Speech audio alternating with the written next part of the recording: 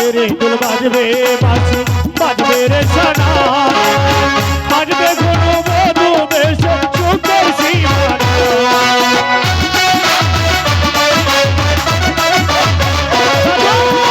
বাজবে রে ঢোল বাজবে বাঁশি বাজবে রে সানা বাজবে ঘন মধু বেশ সুখের সীমানা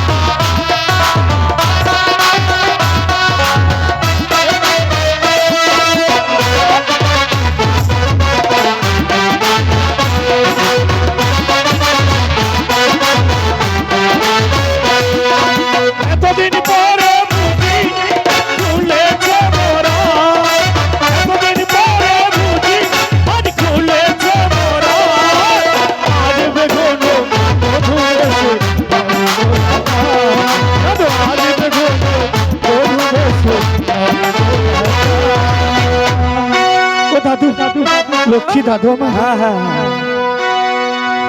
আচ্ছা আচ্ছা যাকে সব কথা দাদু এবার বিয়ের ব্যবস্থা করো বিয়ের ব্যবস্থা হ্যাঁ এই বাড়ি ঘর সুন্দর করে পরিষ্কার তাই তো করবো দাদু আরে বিয়ের জন্য টাকা পয়সার ব্যবস্থা করো দাদু হ্যাঁ একটি কথা বলবো বলো আমার হাতে একটি পয়সাও নেই দাদু তাই তো ভাবছি আমি বিয়ের আসবাবপত্র ক্রয় করবো কি দিয়ে আর কোথায় পাবো টাকা আমি দেবো আপনার সমস্ত বিয়ের টাকা। কি বলছিস আব্দুল হামিদ হ্যাঁ আমি দেবো আপনার সমস্ত বিয়ের টাকা। তুমি দেবে বিয়ের টাকা হ্যাঁ হ্যাঁ ছি ছি তুমি কি আমার সাথে মস্করা করছো আরে আব্দুল ছোট হামিদ মিয়া একটু অপেক্ষা করো আমি নিয়ে আসছি।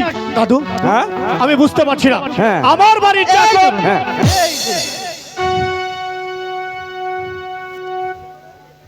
ছোট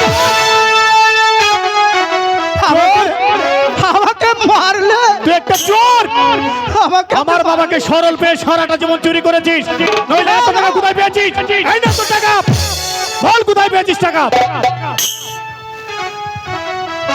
ওই যে আপনি হাত খরচের জন্য 2-1 টাকা করে দিতেন হ্যাঁ তাহা আমি সম্পূর্ণ জমিয়ে কি রেখেছি। বলছিস আব্দুল হামিদ তাহলে তোর সংসারে